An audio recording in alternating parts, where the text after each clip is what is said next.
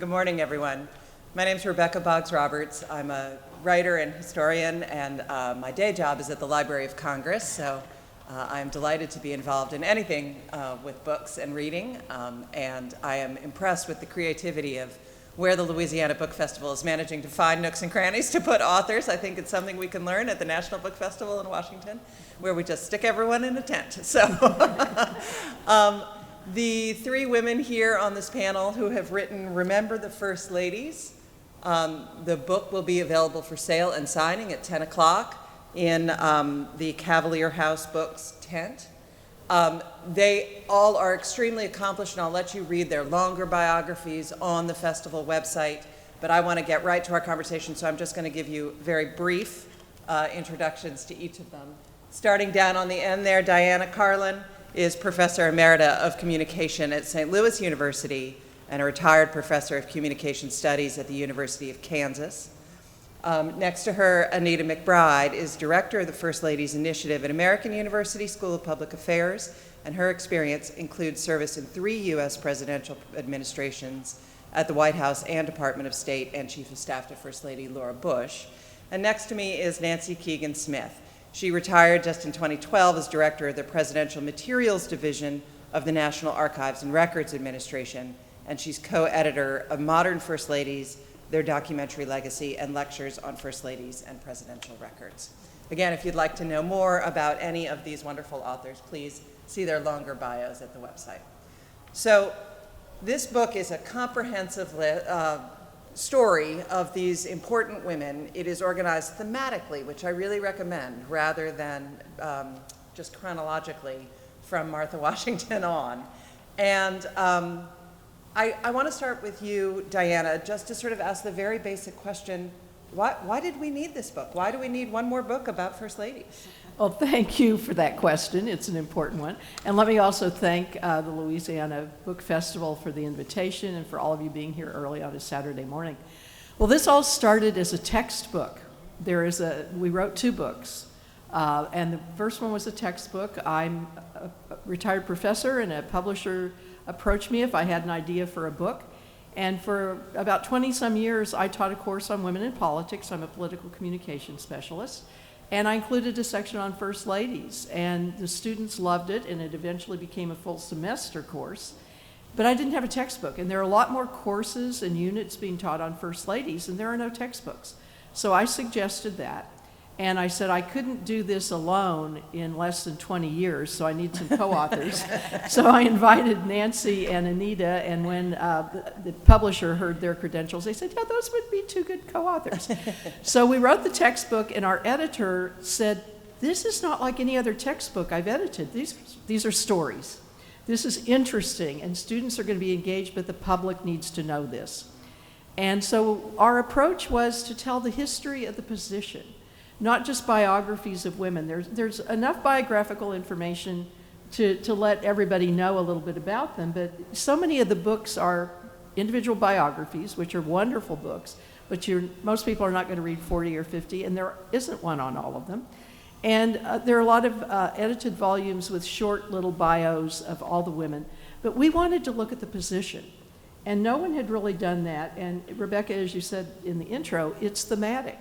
So we not only wanted to look at how it has, what each woman did, but also what are the themes, what are the threads that connect them all. So it was a very different approach to the book. And what we did with Remember the First Ladies, which is the public version, is to really kind of take a lot of what we'd done in the textbook, reorganize it a little bit, and make it those wonderful stories about how we got from Lady Washington to Dr. Biden, and that's what we did with the book. So can we stipulate that it's a bonkers job, right? I mean, there's no job description. Right. You can learn from your predecessors, but in some ways, each person who holds the position is meant to sort of reflect ideal womanhood in some way, but that's changing in real time. Exactly. And I'm curious what each of you has to say, but I'll start with you, Anita, in part because of your relationship with Laura Bush. Like, what did the women feel about this role? How did they feel about taking on the job of First Lady? Well, it's daunting to come in and take on this job. Even Laura Bush, frankly, who was arguably one of our most prepared first ladies to come into the White House. She had 4 years of having seen her mother-in-law do the job. She was familiar with the White House, familiar with the resident staff. She had stayed there multiple times. She had initiatives of her own because she was coming into the White House after 6 years of being First Lady of Texas and had established some initiatives there, including the Texas Book Festival, which led to the National Book Festival in Washington that's still going on, a great example of a legacy. But first and foremost, they care about the success of their husbands' presidencies and administrations. They recognize they're not the elected official. They're really great added value in so many ways. They're the best advocates for a president's policies.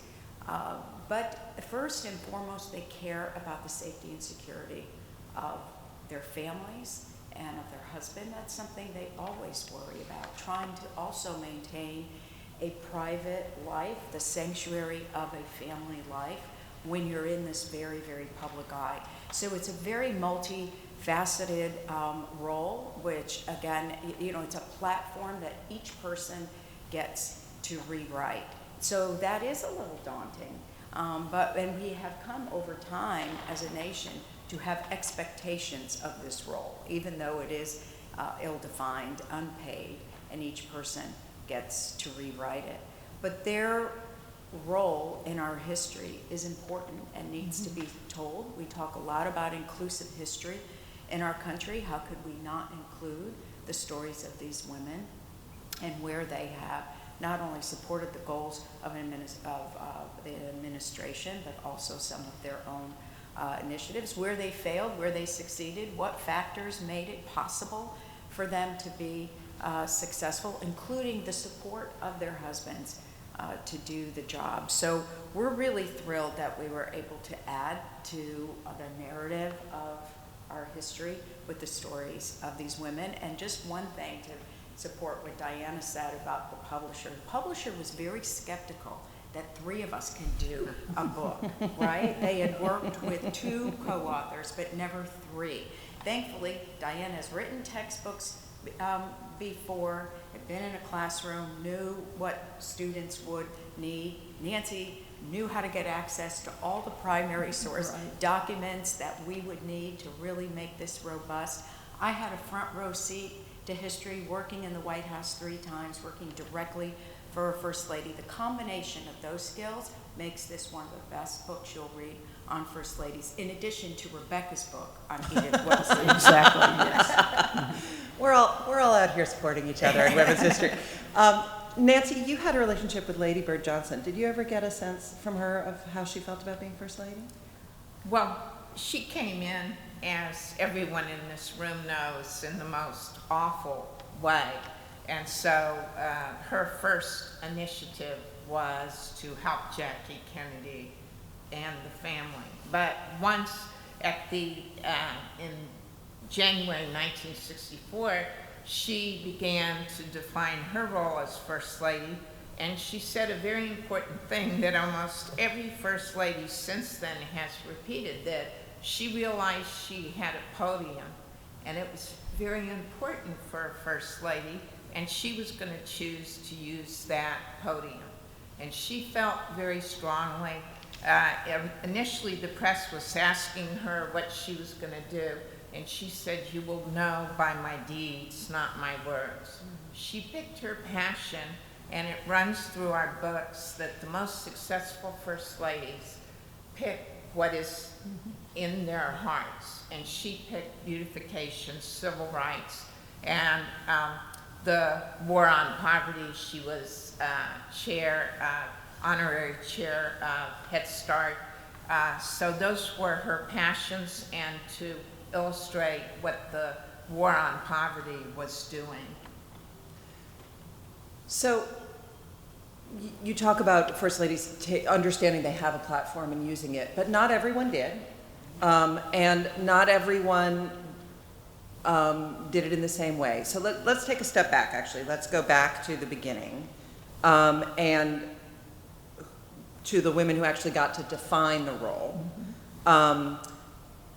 If we start with Martha Washington, which we should, talk about unprecedented, right? Yeah, exactly. She had no guide or role model for creating that role. Absolutely none. We were building a unique form of government for the time. And we are unique in the sense that our president has a dual role. He's the head of the government, but he's also head of state. So those duties that, King Charles and the royal family take on, a president also has to take on, in addition to what a prime minister does in a parliamentary system. So the only models they really had were monarchs, but they wanted to be, very small r Republican. So George knew that there was no way he could handle all of these state responsibilities, especially accessibility of the presidency, accessibility of the members of Congress, by himself. And so before Martha ever arrived, she was not there for his inauguration. She was getting Mount Vernon ready to be gone again, just as she had done during the war. So she arrived about a month after he was inaugurated, and she shows up, and they already have a list of responsibilities for her. So, this was, you have to host a levee every Friday night, which was a reception. If people were dressed appropriately, they could come in and meet her. She was not called First Lady, and that's very important. She was Lady Washington, which, has its vestiges in the British society. And that was a title they gave her when she would go to the camps during the Revolutionary War. She went to the winter camps every year. And so she began doing a lot of the same things that she did there. She invited people for 1 hour every day to come in and meet with her and have tea. So this was this hostess role that became very important in a new government for getting these people in Washington. They were in New York and then Philadelphia, because the Washingtons were the only ones who did not go to Washington or live in the White House. So she had a hostess function. She also, Lady Bird had her cause, and we think of that as a modern First Lady, but Martha took on the cause of war veterans and their widows and families, and out of her own pocket often supported them. So she was doing a lot of charity work also, and that's something that is a thread that goes with all of our First Ladies, to our current one, who also has taken on military and military families. So we see that thread throughout. So she had the hostess role, but her role was also, as Anita said, to support her husband. And she began the surrogate role. Soon after he was president, he had a cyst on his leg and had to be operated on. And there was one of the generals from the Revolution died, and he couldn't go to the funeral, so he sent Martha in his place. And that sent a signal that the First Lady can fill in for the president. So that's been there ever since. So Martha really began that notion of using what we call soft power, the diplomatic role, who she would talk to when she was the only woman at dinners, who she would get together at receptions, and who she would invite into the president's house. And Nancy, after Martha, we had Abigail Adams, who is often held up as one of the most admired. She would not have used the word feminist, but I will use the word feminist, First Ladies. How did Abigail continue on from Martha Washington's legacy? Well, Martha and Abigail were very different. Of course, they came from different parts of the country. Martha from Virginia. Abigail was a congregational minister's daughter from Massachusetts. She was an ardent abolitionist, and she really, really liked Martha, but she did not approve of slavery at all. Martha was encouraged from the time she was a young girl. She had a very good library, and to be very forward in her views. And in fact, the first time John Adams met her, her future husband, she was young, and he was 8 years older. He was not impressed with her at all. He said, he wrote in his diary, not candid, not frank. And so fortunately, they later fell in love and had a wonderful partnership. As First Lady, Abigail immediately wrote Martha and asked her for advice. She pretty much followed Martha's social schedule that Martha had set up in terms of entertaining. She was only actually with John Adams for half of his presidency. She was either sick or taking care of a sick daughter, so she was in Massachusetts a lot. Where she evolved the job was that she was very, very close to John in terms of political advice, and she was his closest political advisor. And she also involved the job in terms of Abigail was an ardent woman for women's rights. And even before John became president, he was in the Continental Congress, she said that she hoped the document they were writing would remember the ladies, hence the name of our book. But the quote goes a little further, and she says, "Do not vest all power in men because they will be tyrants, and the women will rebel." And so she was quite ardent about that, and John wrote a friend sort of downplaying it.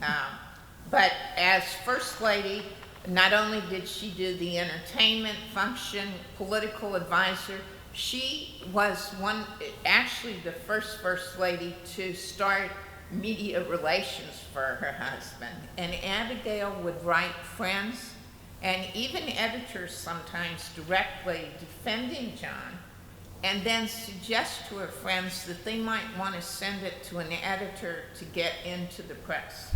So Abigail Adams very early began that press role. The negative thing Abigail Adams did was she was such an ardent protector of her husband, and factions were developing, the Federalists and the Democratic Republicans, known as the Republicans. And John was a Federalist, believing in strong centralized power. She and the Federalists were supporting the British system. The Democratic Republicans, headed up by Jefferson, were more French. Abigail Adams strongly pushed John to support the Alien and Sedition Acts, which were a series of 4 acts that made it a crime to criticize the government, and also they could deport aliens. And Jefferson, as vice president, was so upset he left and went back to Monticello. Many people feel that Adams's support of those Alien and Sedition Acts had to do with his not getting reelected, because it dealt with the First Amendment right of freedom of speech, which the new nation had been formed on.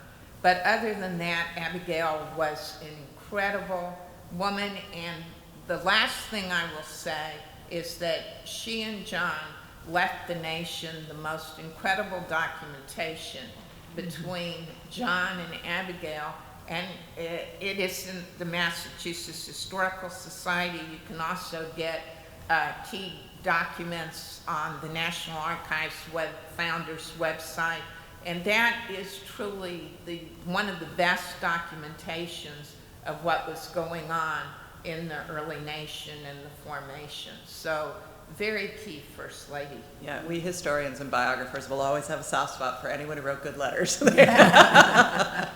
So after Abigail, Anita, came Dolly Madison, who is known as this incredibly gracious hostess and so charismatic, and with the turban and the whole thing.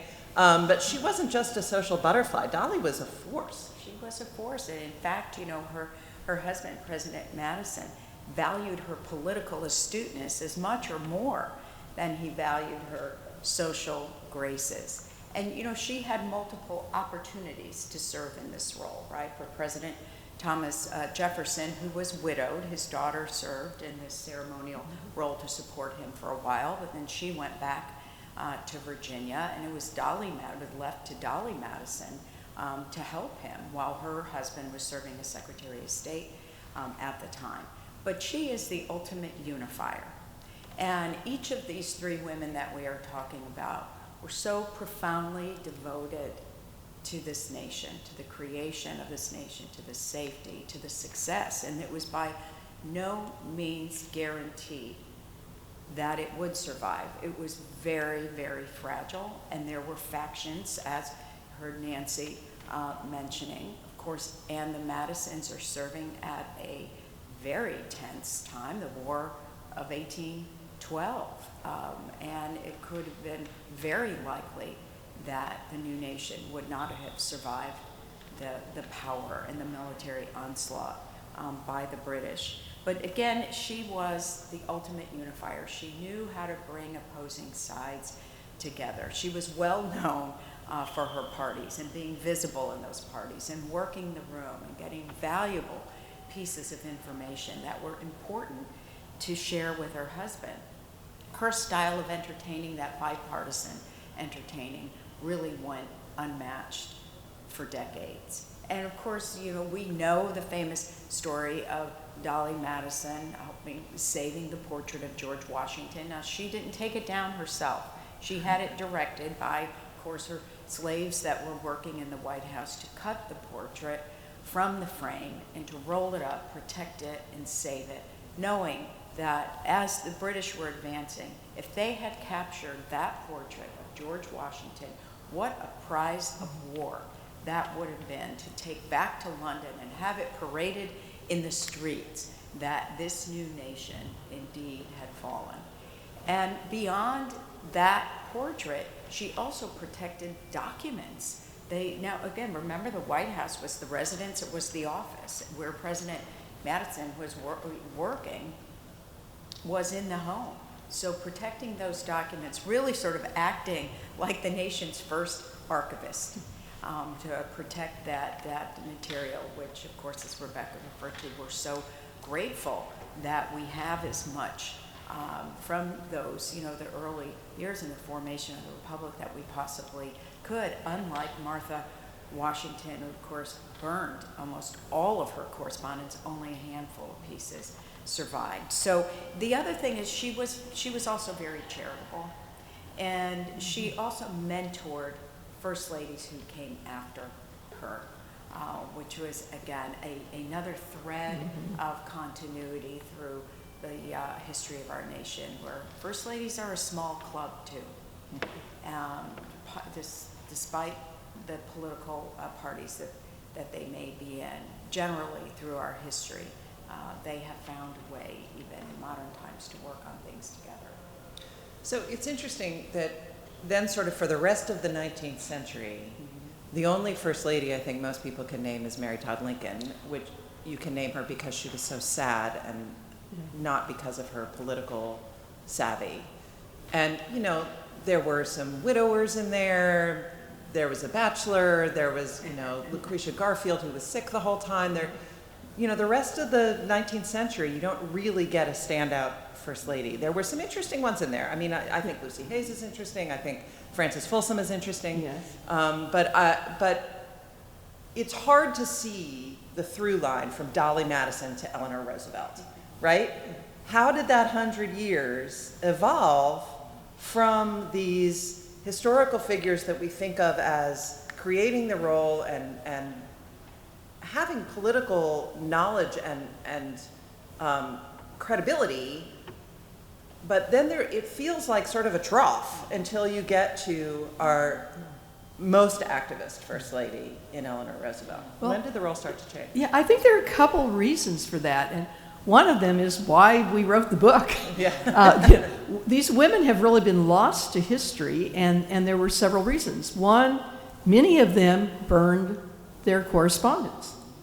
Yeah, I know. And the other is that some of these women were very powerful behind the scenes, but this didn't get written into history. Think about it. Do you want to say that the President of the United States is taking advice from his wife, or that the wife maneuvered something here and there? You know, that's not the way you're going to write presidential history. So when you're writing presidential history, you're writing about the president, not about the first lady, who is maybe very involved. And Anita mentioned the mentoring. Julia Tyler was only First Lady for about 8 or 9 months. His first wife died within 17 months of coming into the White House. But Julia was a force. She was 30 years younger. And by the way, one of the Tyler's grandsons is still alive.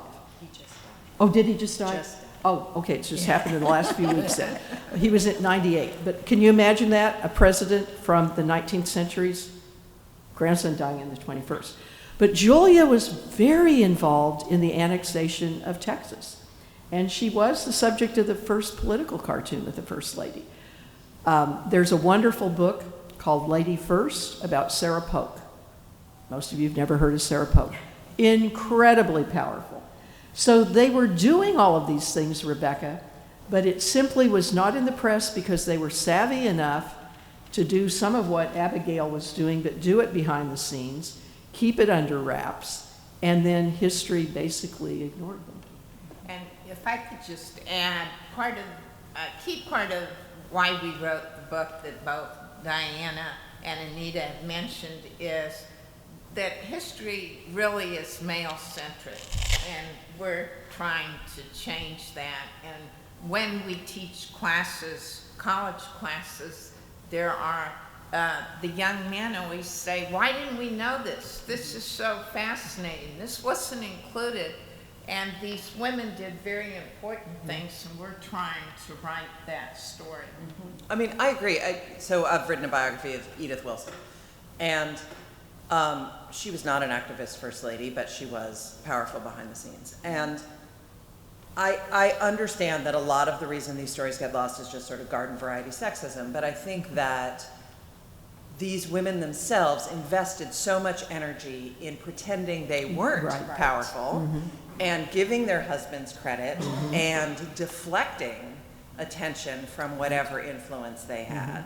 And I think that's starting to change, but I don't know, Anita, do you think we're ready to give a First Lady credit for? I think we are, because I think we are expecting so much more out of them, even independently from their husbands. And we've seen modern First Ladies actually take the role and evolve it, push it forward.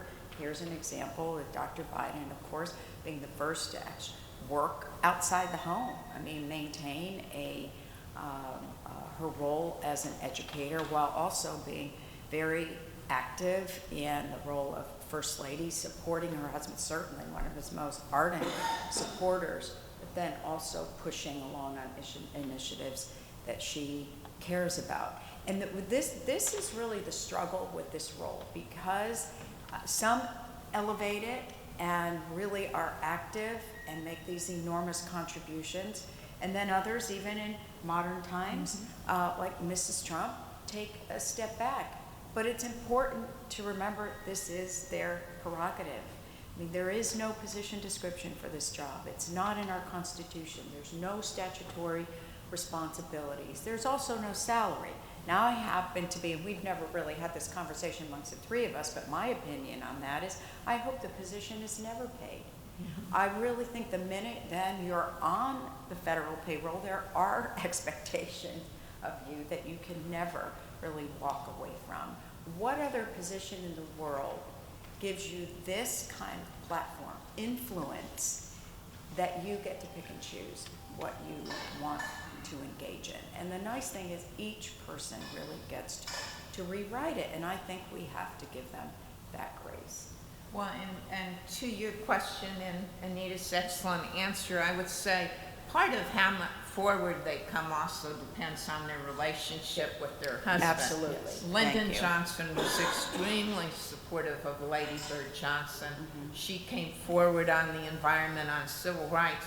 If the president did not particularly support that, as in the case of Richard Nixon, which was not as supportive, then it's much harder for the First Lady to come forward. So it's a dynamic relationship, and part of what you know about First Ladies and their achievements has to do with how publicly and how supportive that husband was. So I think we do have to talk about Eleanor Roosevelt, because she did model this independent platform and often disagreed with Franklin Yes. Roosevelt, which is not something you see publicly all that often. It's been interesting to see with Melania Trump's memoir out that she staked a ground for being pro-choice in that, but it was after his initial presidency. What does happen when a first lady disagrees with her husband? How does that work?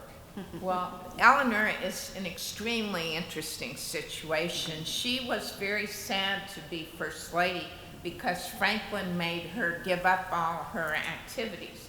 So she was very active politically in New York politics, and she thought her professional political life was over. But Eleanor, being Eleanor, 2 days after she becomes First Lady, holds the First Lady's press conference for all women reporters. And she had been told that she should stick to domestic topics, domestic issues. And of course, Eleanor immediately goes into substantive issues. The relationship between Eleanor and Franklin's very interesting because she was much more liberal and much more aggressive on social and civil rights issues than he was. He basically supported her. And when people would come to him, he would say, well, that's my missus. I can't control her. And he would use her to float Oh, policy yes, ideas. yes. He would use her to Yes. try out Exactly. ideas. Yeah. Yes. She was his trial balloon, as Rebecca says, and she had incredible empathy for civil rights, for the poor, for women's rights. Just an amazing First Lady who never seemed to rest, wrote a column every day called My Day, and was just so activist that I really think it would be hard for any First Lady, given that she also served the longest time in office, 12 years, to ever be quite as activist. But she totally changed the model. Should a First Lady want to follow that model? Well, and a couple other things happened with Eleanor. Timing was a lot of it. One of the things we do in the book also is look at the history of women in the United States and where do the First Ladies match up with that history. So by the time Eleanor is First Lady, several things have happened. We now have the 19th Amendment, and it's been there for 12 years when he was elected. So women are now voting. Women have been voting in the Western states for much longer than the 19th Amendment, and they've been holding office. We've even had a woman in Congress before the 19th Amendment. And the mass media. Lou Henry Hoover helped set the stage for Eleanor because she began giving speeches on the radio. Women didn't give speeches in this country in great numbers until the suffrage movement. And so now you've got Lou Henry Hoover giving speeches. Up until then, about the only other speech we can document was one that Caroline Harrison gave as one of the founders of the DAR, Daughters of the American Revolution. They just didn't give speeches. They didn't talk to the press publicly.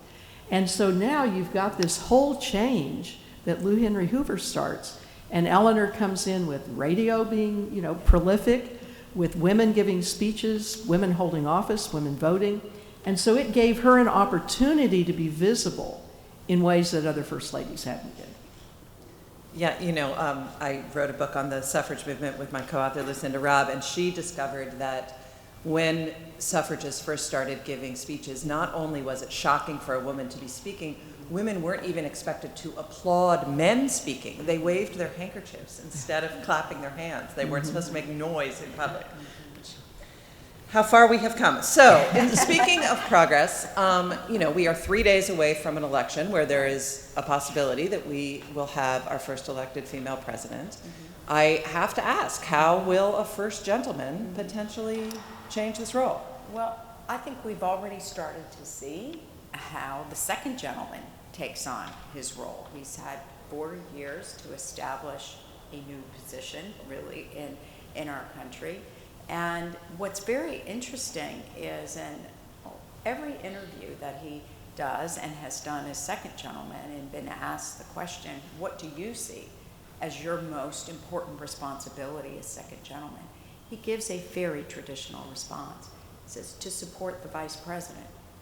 That, again, is an indication of really how any occupant in this role as a supportive spouse sees their responsibility. It's the success of the elected official that is first and foremost. And the other thing too, though, that he's been able to do is carve out a role for himself, or the administration has given him a role as helping to lead the anti-Semitism initiative for the administration, something as a Jewish man that is important to him, is a passion for him, as you heard Nancy mention before. You're most successful when you're in this role if you're taking on something you know something about and care about deeply. And in this case, it also is directly related to something the administration cares about. And he also, like Dr. Biden, has found a way to maintain a professional life outside the home, because he's continued to work as an adjunct professor at Georgetown University Law School, gave up his law practice. Now, during the campaign, we've seen him also take on a very traditional campaign role. He is one of his wife's most ardent supporters on the campaign trail. He's also been asked a question about how he feels about the ceremonial and traditional role that a first lady has, and would he be able to do that. And he said, well, as second gentleman, my wife is president of the Senate. I've participated in all the Senate spouses events. I've hosted them. I've gone to their events. And when it comes to the holidays, he said, I assume I'll be part of that too. So again, it just shows, each occupant can put their own brand and stamp on it. I think it moves the nation forward, of course, if we have not only a female president, but a male spouse. I think, this position has always adapted to its occupant. And I think the country will evolve with that. I think those of us that are in this space have had to take a step back and say, how will we really address it? We can't use the term first lady solely, anymore. But I will say this, if that does happen next Tuesday and he becomes the first second gentleman, he has more than 45 women behind him from whom he can learn how to do the job, and he's lucky for that. Do the current ex-first ladies do that mentoring thing? Well, not to the extent that we saw with Dolly Madison, but we do have lots of examples where former first ladies of both parties have worked on things together. Rosalind Carter and Betty Ford did a lot together on health issues, both Rosalind Carter with mental health issues, Mrs. Ford, of course, with health issues that she's well known for, breast cancer and addictions that she, of course, had to overcome. Laura Bush and Michelle Obama have worked together on multiple things, including supporting African first ladies, and twice that they've done summits together, helping to support women in similar roles around the world. Hillary Clinton and Laura Bush continue to work as co-chairs of the U.S. Afghan Women's Council. So there are things that, crossing party lines, that we have examples that first ladies do today. So It is a sisterhood. Yeah, I'm sorry. We only have a few minutes left. I want to make sure that if anyone in the audience has a question, we have a chance to get to it. Thank you for letting us be women who speak in public. Are there any questions that you all would like to ask the panel? Yes, ma'am.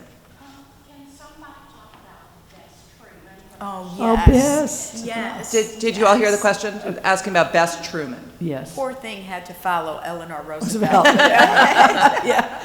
Well, since I live closest to Independence, Missouri, I live right across the border. Bess was his chief political advisor. She knew everything. She was definitely one behind the scenes. And Bess wanted to guard privacy. Anita talked about that. One of those roles is to protect the privacy, and she wanted to protect the family privacy.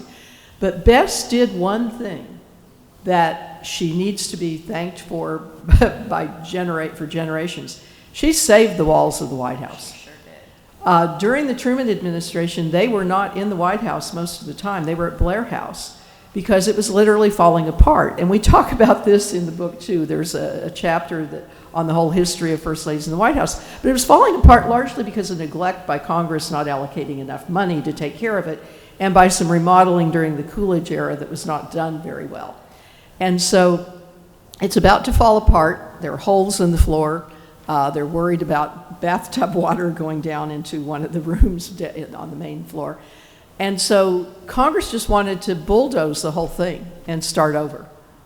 And Bess used her relationship with the Senate wives, when she was the senator's wife, to convince their husbands that if they tore those walls down, the American people would never forgive them, because that was iconic. So we really have Bess to thank for that. But she was also a political advisor, and I highly recommend, if you're ever in the Kansas City area, going to the new renovated Truman Library, because you get a real sense of Bess's behind the scenes from that. Remarkable. Yes, sir. Can you give us any more details about Frances Cleveland?